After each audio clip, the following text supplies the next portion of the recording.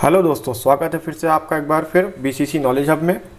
हम acid base और salt जो है वो लेसन पढ़ रहे थे और हमने इस लेसन के सारे जो है वो लेक्चर्स कंप्लीट कर लिए हैं। उम्मीद है आपने सब देख भी लिए होंगे और समझ भी गए होंगे। अगर आपको किसी भी तरह की कोई प्रॉब्लम है तो प्लीज़ मुझे कमेंट में बताइएगा। तो आज हम शुरू करने जा रहे हैं प्रैक्टिस का पार्ट। और अगर आपने लेसन अच्छे से पढ़ लिया है तो मुझे नहीं लगता कि आपको कुछ खास प्रॉब्लम होने वाली। इसमें बहुत ही ईजी क्वेश्चंस हैं, बहुत आसानी से आप कर सकते हैं। तो आइए शुरू करते हैं। सबसे पहला क्वेश्चन देखिए क्या है कि कोई विलयन लाल लिटमस को नीला कर देता है, इसका पीएच संभवतः क्या होगा। तो रेड और ब्लू लिटमस पेपर का मैंने आपको अच्छे से फिगर बना के उसको समझाया था, तो ये आपके लिए बहुत आसान होना चाहिए। लाल लिटमस है उसको नीला कर दे रहा है, इसका मतलब ये क्लियर हो गया कि ये पीएच जो है वो 10 का वो होगा। क्या होगा? पीएच 10 का होगा। तभी ये लाल लिटमस को क्या कर दे रहा है? नीला कर दे रहा है। अगर नीले को लाल कर दे रहा है तो पीएच कैसा होगा? एसिडिक होगा। और लाल को नीला कर दे रहा है, इसका मतलब पीएच कैसा होगा? तो बेसिक होगा। मतलब ये बेसिक पीएच में आ गया, जिसको आप क्षारकीय भी बोलते हैं। तो देखिए आपको नेक्स्ट क्वेश्चन दूसरा क्या दिया हुआ है कि कोई विलयन अंडे के पिसे हुए कवच से अभिक्रिया कर एक गैस उत्पन्न कर रहा है जो चूने के पानी को दूधिया कर देता है। बहुत आसान है। सबसे पहले आप देखिए जो हमारा एक शेल है, एक शेल में क्या होता है? कैल्शियम कार्बोनेट होता है, जिसको CaCO3 बोलते हैं। सिमिलर रिएक्शन आपके बुक में दी हुई, आप देख भी सकते हैं। वहाँ पे सोडियम कार्बोनेट का यूज़ किया गया है, यहाँ पे हम कैल्शियम कार्बोनेट की बात कर रहे हैं। कैल्शियम कार्बोनेट को यानी CaCO3 को आप जब HCl के साथ रिएक्शन कराते हैं तो जो हमको रिजल्ट मिलता है वो मिलता है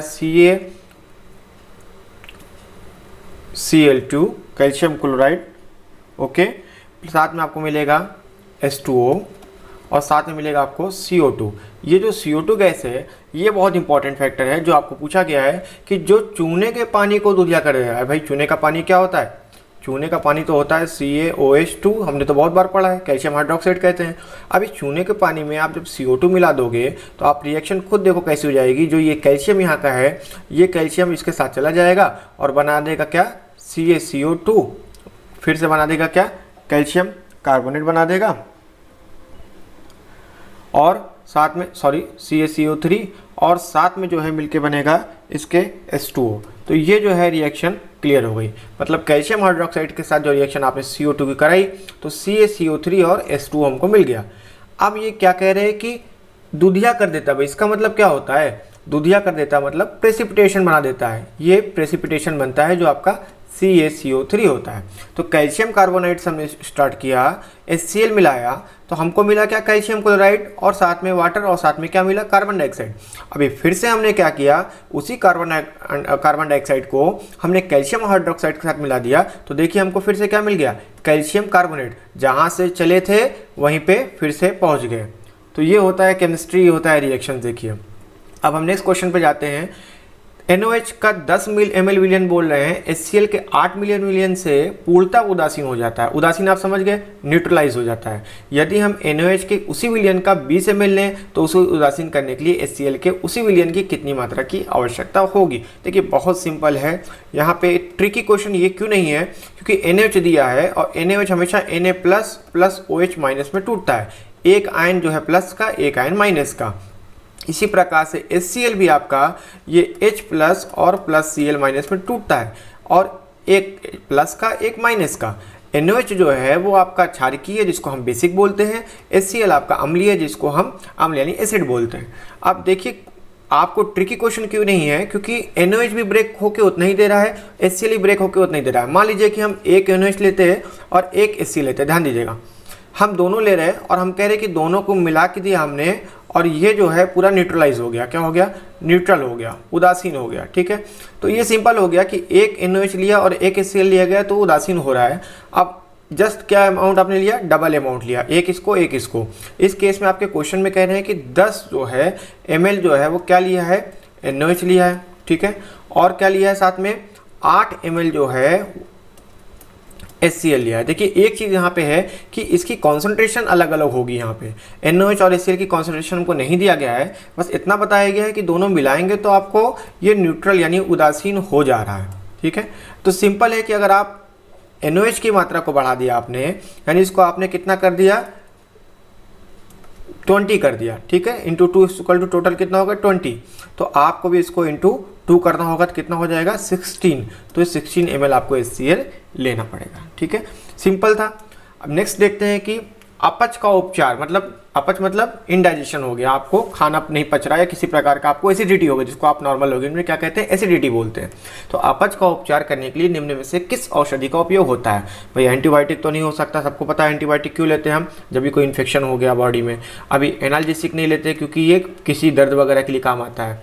एंटीसेप्टिक नहीं लेते, ये भी प्रतिरोधी होता है। तो बचा क्या, एंटासिड। अगर ऐसे भी आपको नहीं करना है तो आप दिमाग लगाइए, मैंने बताया था आपको कि कभी भी एंटासिड मतलब क्या हो गया, एंटासिड मतलब हो गया कि एंटी एसिड, जो एसिड के एंटी हो, एसिड के खिलाफ काम कर रहा हो। भाई एसिड के खिलाफ कौन काम करता है, एक ही तो है इसका दुश्मन, कौन, बेस। तो एसिड का दुश्मन कौन हुआ, बेस। जो ये दोनों जब मिल जाएंगे तो क्या बनेगा, न्यूट्रल। मतलब आपको अगर एसिडिटी हो गई है, पेट में जलन हो रही है, तो आप जो मार्केट से इनो लाते हैं और बहुत से प्रोडक्ट लाते हैं कि आपको पी लेंगे तो आराम हो जाएगा, उसमें क्या होता है, उसमें बेस होता है, क्षारक होता है, जिसकी वजह से न्यूट्रलाइजेशन हो जाता है और आपको आराम मिल जाता है।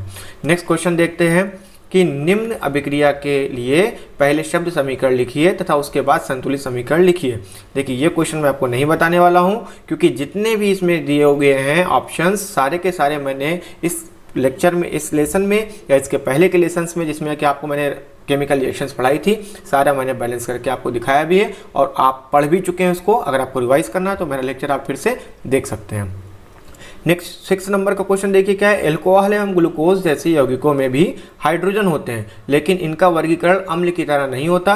एक क्रियाकलाप द्वारा इसे साबित करिए। देखिए क्रियाकलाप तो आप यहाँ पे नहीं करेंगे, क्रियाकलाप आपको जो है आपके बुक में दिया गया हो, मैंने पढ़ाया भी आपको। एक बैटरी सेल बनी थी, अगर आपको याद हो रहा हो, इस बैटरी सेल में किस प्रकार से जो है HCl को ऐड किया गया था और वहाँ पे जो है H+ आयन जो है वो निकल रहे थे और यहाँ पे इलेक्ट्रिसिटी जो है वो प्रवाहित हो जाती है, स्टार्ट हो जाती है, जिसकी वजह से हम कहते हैं कि हमारा ये अम्ल जो है वो H+ आयन दे रहा है। साथ में Cl तो होता है बट H+ आयन दे रहा है, जो कि रिस्पॉन्सिबल है, ये दोनों रिस्पॉन्सिबल किसके लिए हैं, इलेक्ट्रिसिटी प्रवाहित करने के लिए। और हमारा जो ग्लूकोज है या हमारा जो एल्कोहल है उसमें भी H होता है नो डाउट, बट उसमें वो H+ आयन के रूप में नहीं रिलीज होता है, जिस वजह से ये अम्ल की श्रेणी में नहीं आते। अगर आपको डेफिनेशन याद हो, आपको अच्छे से याद होगा कि कोई भी अगर अम्ल है, कोई भी एसिड है भाई, तो उसको H+ आयन तो देना पड़ेगा ना, और अगर कोई भी बेस है तो उसको क्या देना पड़ेगा, OH- आयन। तो अगर ये नहीं है, ये नहीं रिलीज हो रहा है, तो हम कैसे कह सकते हैं ये अम्ल है या क्षार है। तो सिंपल था, जो आपके डेफिनेशंस पढ़ा उसी बेस पे ही था। नेक्स्ट देखते हैं 7 नंबर पे क्या है, आश्वित जल विद्युत का चालक क्यों नहीं होता जबकि वर्षा जल होता है। बहुत आसान क्वेश्चन है। अगर आपको आश्वित जल नहीं पता है तो मैं बता देता हूँ। आश्वित जल को हम और क्या कहते हैं, हम बोलते हैं डिस्टिल्ड वाटर। क्या बोलते हैं, डिस्टिल्ड वाटर। जी हाँ, ये जो डिस्टिल्ड वाटर है, इसको क्या है इसकी क्वालिटी, भाई जो हमारा H2O होता है, नॉर्मल पानी होता है, ये प्योर नहीं होता है। जो हम घरों में पीते हैं या कहीं भी पीते हैं, ये प्योर नहीं होता है। प्योर होने का मतलब ये मत समझिए कि गंदा पानी होता है, नहीं। आपके जो मिनरल वाटर के प्योरीफायर भी है ना घर में, जो मिनरल वाटर जो है बोलते हैं कि घर में मिनरल वाटर हमारे प्योरीफायर लगा हुआ है, उसमें वो भी वाटर प्योर नहीं होता है। तो उसमें क्या होता है, उसमें होते हैं आयंस। क्या होते हैं, आयंस। तो ये जो आयंस होते हैं यही रिस्पॉन्सिबल होते हैं। अब ये आयंस कौन से हो सकते हैं, OH- आयन हो सकते हैं, H+ आयन हो सकते हैं, एसिड के, बेस के, और बहुत सारे आयंस होते हैं। तो यही आयंस रिस्पॉन्सिबल होते हैं। एक तो पहली बात तो हमारी बॉडी के लिए बहुत फायदेमंद है, ये आयंस हमारे बॉडी को बहुत तरीके से फ़ायदा पहुँचाते हैं। दूसरी बात कि यही आयंस रिस्पॉन्सिबल होते हैं किसी भी सिस्टम में इलेक्ट्रिसिटी को वो जो है वो प्रोवाइड करने के लिए, किसी भी सिस्टम में इलेक्ट्रिसिटी को प्रोवाइड करने के लिए। तो अगर कोई हमने आपको कंटेनर दिया, इसमें जल है और उसमें मैंने बोला कि इसमें मैंने आपको वाटर दे दिया और ये वाटर मैंने आपको नॉर्मल दिया, ठीक है, मतलब H2O है मगर साथ में इसमें आयंस भी होंगे, तो इसमें क्या होगा, इलेक्ट्रिसिटी प्रोवाइड होगी, इसमें करंट जो है वो पास होगा। बट अगर मैं आपको डिस्टिल्ड वाटर दे दूं, यही फ़र्क है सबसे बड़ा कि डिस्टिल्ड वाटर जो होता है इसमें किसी भी तरीके का कोई भी आयन नहीं होता है। इसको इसी प्रकार से बनाया जाता है। इसका एक सिस्टम होता है आसुत जल की, जिसको आसुत जल बोलते हैं या आश्वित जल बोलते हैं, इसका एक सिस्टम होता है। उस सिस्टम के थ्रू जो है ये वाटर को बनाते हैं, मतलब कि वेपराइज करके उसमें से सारा आयंस को बाहर निकाल देते हैं। अब इसमें से इलेक्ट्रिसिटी प्रोवाइड नहीं होती है। तो चलिए अब आपके लिए क्लियर हो गया कि जो वर्षा जल है जिसको बोल रहे हैं रेन वाटर, तो रेन वाटर में भाई किसी भी प्रकार का आयन होगा कि नहीं होगा, ऑब्वियस सी बात होगा। क्यों, क्योंकि वर्षा जल क्या है, जब ऊपर से नीचे आता है तो भाई यहाँ से तो चला है ये प्योर फॉर्म में, इसमें कोई आयंस नहीं होते, इसमें ये बात ध्यान दीजिएगा, यहाँ कोई आयन नहीं होता। बट जैसे ही चला तो बहुत सारी वायुमंडल में गैसेज होती हैं, ठीक है, SO2 NO2 बहुत सारी गैसेज होती हैं, इस गैसेज के संपर्क में आता है और ये बन जाता है वर्षा जल जो है आयन के साथ बन जाता है, इसमें आयन मिल जाते हैं। अब इसमें से इलेक्ट्रिसिटी प्रवाहित होती है, ठीक है। अभी क्लियर हो गया आपको क्या होता है वर्षा जल, क्या होता है आश्रित जल। नेक्स्ट देखते हैं, जल की अनुपस्थिति में अम्ल का व्यवहार अम्लीय क्यों नहीं होता है। ये भी हमने पढ़ रखा है कि जल की अनुपस्थिति में अम्ल का व्यवहार अम्लीय क्यों नहीं होता है, क्योंकि जो भी अम्ल होते हैं, जब कोई भी आपने लिया HCl ले लिया, तो जब ये H2O के साथ मिलता है तभी ये अपना H+ आयन जो है वो रिलीज करता है, ठीक है। अगर आपको याद आ रहा हो तो मैंने पढ़ाया भी था कि जब आपने एक्सपेरिमेंट भी देखा था जिसमें कि एक एक्सपेरिमेंट किया गया था जिसमें कि बाहर जो है वो HCl गैस रिलीज हो रही थी, मगर जब हमने लिटमस पेपर का यूज़ किया, यानी ड्राई लिटमस पेपर का यूज़ किया, जिसमें कि जो ड्राई था तो उसमें किसी प्रकार का कोई इंडिकेशन नहीं दिखा, मगर जब हमने वेट लिटमस पेपर यूज़ किया तो उसमें हमको इंडिकेशन दिख रहा था, क्योंकि यहाँ पे वेट था, इसमें H2O मौजूद था, ये हमारा जो HCl था H2O के साथ संपर्क करता है और अपना H+ आयन यहाँ पे वो रिलीज़ कर देता है, ठीक है, और आगे चल के हाइड्रोनियम आयन भी बना देता है, अगर आपको याद हो तो। सिंपल है, ये आपके बुक में है, आप फिर से रिवाइज भी कर सकते हैं, उसको फिर से समझ भी सकते हैं, मेरे लेक्चर में देख के समझ सकते हैं। नेक्स्ट क्वेश्चन क्या है कि 5 विलयनों A B C D व E की जब सार्वत्रिक सूचक से जांच की जाती है तो pH के मान में क्रमशः 4, 1, 11, 7 एवं 9 प्राप्त होते हैं। कौन सा विलयन है? ये तो मुझे लगता है आप मेरे क्वेश्चन पढ़ते पढ़ते शायद आप समझ भी गए हो और आपने डिसाइड भी कर लिया हो कि ये कौन सा विलयन है, A B C D और E। बहुत सिंपल है, अभी देखते हैं पहले कि A B C D में एक को क्या बोल रहे हैं कि क्रमशः 4, ठीक है, फिर नेक्स्ट क्या है 1, नेक्स्ट क्या है C11, नेक्स्ट क्या है 7 और नेक्स्ट क्या है 9। पूछ रहे हैं कौन सा आपका प्रबल अम्लीय है, कौन सा क्षारीय है। तो इसको करने का तरीका है कि सबसे पहले आप इसको एक ऑर्डर में जो है वो सेट कर लीजिए। कैसे सेट कर लेंगे ऑर्डर में, ये तो हमको डेटा दिया गया है, अब अपने हिसाब से हम ऑर्डर सेट करते हैं। चलिए, सबसे छोटा कौन है भाई 1 है, उससे बड़ा कौन है यहाँ पे 4 है, उससे बड़ा कौन है यहाँ पे 7 है, उससे बड़ा कौन है 9 है और उससे बड़ा कौन है 11 है। अब चलिए हम 4 के आगे हम 1 के आगे हम लिख सकते हैं B, ये B हो गया, 4 के आगे A लिख दिया, 7 के आगे हमने D लिख दिया, 9 के आगे हमने E लिख दिया और 11 के आगे C लिख दिया, ठीक है। अब देखिए यहाँ पे 1 से बढ़ता हुआ कहाँ तक आ रहा है 11 तक। भाई हमको पता है कि ये एसिड से बेस की तरफ जा रहा है भाई, क्यों आपको बताया था 0 से लेके जब भी किधर जा रहा है 14 तक, ये हमारी pH स्केल है। आपको पता है इधर एसिड होता है और इधर बेस होता है। इस तरह के क्वेश्चन को सॉल्व करने का सबसे बेस्ट मेथड है, आप इसको ऑर्डर में सेट करो, इधर एसिड है इधर बेस। अब आप खुद बताओ कि ये देखो 1 है मतलब प्रबल अम्लीय है, ये हो गया, 4 है मतलब दुर्बल अम्लीय है, 7 पे आ गया भाई, 7 पे क्या होता है ये न्यूट्रल होता है, क्या होता है न्यूट्रल, 7 पे कोई मान नहीं है pH का। अभी क्या हो गया D पे क्या हो गया न्यूट्रल हो गया, 9 पे आ गए क्या प्रबल क्षारीय नहीं दुर्बल क्षारीय, क्योंकि 7 से ही 9 पे आया है, दुर्बल क्षारीय, हाँ ये आपका क्या होगा प्रबल क्षारीय। सिंपल था, आसानी से हो गया। तो इस तरह के क्वेश्चंस को हमेशा अरेंज करके करें, उसमें ही आप अगर देखते रहेंगे तो आप क्वेश्चंस को गलत कर सकते हैं। अभी नेक्स्ट क्वेश्चन हम देखें, नेक्स्ट क्वेश्चन है कि परख नली, हाँ एक यहाँ पे पॉइंट और है, pH के मानों को हाइड्रोजन आयन की सांद्रता के आरोही क्रम में व्यवस्थित कीजिए। ओके हमने वो कर लिया है, क्योंकि हाइड्रोजन आयन की सांद्रता में आरोही क्रम में क्यों हो गया, क्योंकि अगर 1, 4 और 7 में क्या था उसके बाद 7, तो हाइड्रोजन आयन की सांद्रता में आरोही क्रम, ठीक है। अगर आप देखेंगे तो इस तरफ H+ आयन की कंसंट्रेशन बढ़ रही है और उसके बाद आपका 9 था 11 था, इस तरफ आपकी OH- की कंसंट्रेशन वो बढ़ रही है, ठीक है। सिंपल था, आप फिर से वो रिवाइज करके वो आसानी से कर सकते हैं।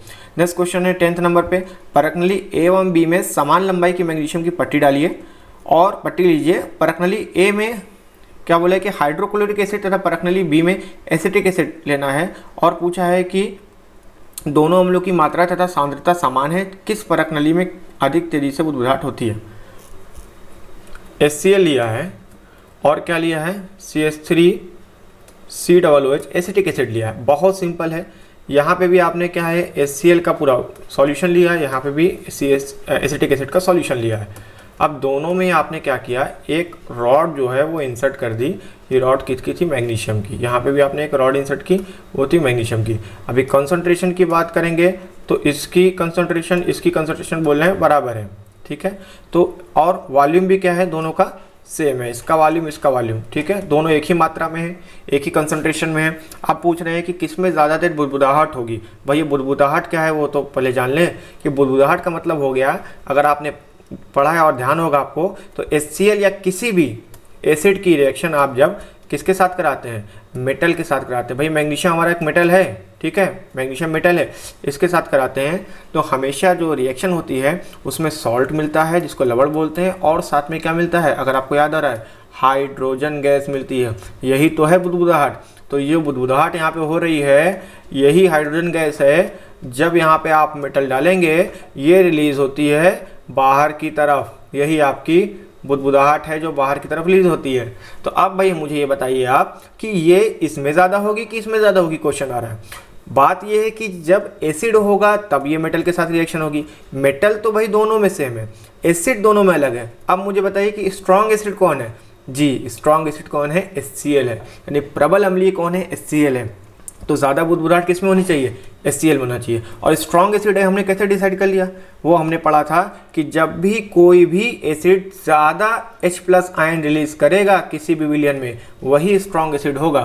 तो ये भाई HCl नहीं देखता है कि मेरे पास कितना है कितना नहीं, लो जितना भी H+ चाहिए तुमको रखो, ठीक है, इसलिए स्ट्रॉन्ग हो गया। और ये CH3COOH थोड़ा कंजूस टाइप का है, ये H+ आयन जल्दी रिलीज करता नहीं है, ठीक है, इसके पास बहुत है, इसके पास बहुत है, देखिए H कितना है, 3 है इसके पास, H इधर भी H है, ठीक है, यहाँ वाला ठीक है, CH3 का रिलीज नहीं होता कभी, रिलीज यही होगा, बट देखने में तो बड़ा यही लग रहा है, बट फिर भी ये रिलीज नहीं करता है, ठीक है। अभी नेक्स्ट देखते हैं, ताज़े दूध के pH का मान 6 होता है, दही बन जाने पर इसके pH के मान में क्या परिवर्तन होगा, अपना उत्तर समझाइए। अभी हम फ्रेश मिल्क की बात कर रहे हैं, ठीक है। अब आपको यहाँ पे ना एक चीज़ पता चलेगा कि आपका दूध वाला मिलावट भी करता है, ठीक है, जो आपके घर में मिल्क आता है उसमें मिलावट भी कैसे हो जाती है मैं आपको बताता हूँ। तो जो फ्रेश मिल्क है उसका pH कितना होता है, 6 होता है, ठीक है। ये नॉर्मल है कि pH जो है मिल्क का 6, हमने पढ़ा है कि मिल्क जो है वो थोड़ा एसिडिक होता है, pH 6 हो गया मतलब स्लाइट एसिडिक हो गया। अभी कह रहे हैं कि दही बन जाने पर इसके pH के मान में क्या परिवर्तन होगा, अपना उत्तर समझाइए। तो देखिए भाई, कोई चीज़ दही कैसे बनती है, अगर आपने पता हो या पढ़ा हो, कभी सुना हो, तो एक स्पीसीज होती है लैक्टोबैसिलस, जो कि दही में पाई जाती है। ये लैक्टोबैसिलस स्पीसीज क्या करती है, यही मिल्क को जो है वो कर्ड में कन्वर्ट कर देती है फर्मेंटेशन के थ्रू। अब मिल्क से जब कर्ड बनता है तो इस प्रोसेस में जो है वो बनता है लैक्टिक एसिड, याद रहेगा लैक्टोबैसिलस से लैक्टिक एसिड, तो लैक्टोबैसिलस बनाता है लैक्टिक एसिड। अब भाई नाम में ही एसिड आ गया तो काम में कैसा होगा, एसिडिक होगा। तो pH क्या हो गया, ऑटोमेटिकली 6 से क्या हो गया, रिड्यूस होने लगेगा pH 6 से क्या है वो कम होने लगेगा, 5 4 3 पे आ जाएगा। तो ये ऑटोमेटिकली हो जाता है। तो pH में क्या परिवर्तन आपने देखा, और कम हो जाएगा, मतलब एसिडिक हो जाएगा। तो हमें ये आंसर मिल गया। अभी नेक्स्ट देखते हैं क्वेश्चन नंबर 12 में, एक ग्वाला ताज़े दूध में थोड़ा बेकिंग सोडा मिलाता है। भाई क्यों मिला रहे हो ताज़े दूध में बेकिंग सोडा, इसका रीज़न तो हमको पता चल गया अभी, ठीक है। फ्रेश मिल्क में क्या मिला रहा है वो, बेकिंग सोडा। बेकिंग सोडा क्या होता है, ये हमारा बेस होता है भाई, क्षारकी है। आप क्यों मिला रहे हो, क्योंकि आपको उसका pH बढ़ाना है। मतलब आपका जो दूध है उसका pH हो सकता है 6 से घट के 5 या 4 हो गया हो, क्योंकि दूध उसने बहुत देर से रखा हुआ है। और दूध आप ज़्यादा देर रख देंगे, छोड़ देंगे, तो वो हमारा लैक्टोबैसिलस जो स्पीसीज है मैंने बताया, वो लैक्टोबैसिलस बैक्टीरिया उस दूध में पहले से प्रेजेंट होता है, वो अपना काम शुरू कर देता है। वो दूध को खा पी के अपना लैक्टिक एसिड का प्रोडक्शन चालू कर देता है, और लैक्टिक एसिड का प्रोडक्शन चालू हो गया तो pH क्या कम होना चालू हो जाएगा भाई ना, 6 से। तो ये पहले 6 था और अभी 5 4 पे आ गया। अब उसको दूध बेचना भी है और अपने दूध को सेफ भी रखना है, तो वो क्या करता है, वो बेकिंग सोडा इसमें मिला देता है। ये बेकिंग सोडा क्या है, ये हमारा क्षार है, तो बेस प्लस एसिड मिलेंगे तो थोड़ा क्या होगा, न्यूट्रल हो जाएगा, मतलब pH थोड़ा बढ़ने लगेगा, ठीक है, मतलब 7 के करीब जाने लगेगा या 6 तक आ जाएगा। तो ये है इसका राज कि दूध वाले बेकिंग सोडा क्यों मिलाते हैं। या आपके घर पे भी दूध आया और बहुत लेट हो गया आपको उस दूध को गर्म करने में, खौलाने में, तो आप बेकिंग सोडा उसमें ऐड कर देते हैं। तो ये रीज़न है कि दूध आपका फटता नहीं, खराब नहीं होता। अच्छा, क्यों भाई pH चेंज होता है, दूध हमारा खराब हो जाता है, एक रीज़न मैं आपको और बता देता हूँ कि जो प्रोटीन होती है, आपके बुक में नहीं है, कोई भी प्रोटीन, भाई दूध में प्रोटीन होती है, कौन सी होती है, केसीन प्रोटीन होती है। कोई भी प्रोटीन एक पर्टिकुलर एक फिक्स पीएच होता है, उस पर ही स्टेबल होती है। मान लीजिए कि दूध का पीएच 6 है तो 6 पे दूध हमारा एकदम सही रहेगा। जैसे ये पीएच कभी ज़्यादा या कम हो गया, ठीक है, बढ़ गया या घट गया, तो वैसे ही दूध खराब होना शुरू हो जाता है, क्योंकि प्रोटीन जो है वो डी नेचर हो जाती है। ये टर्म आपके लिए नया होगा।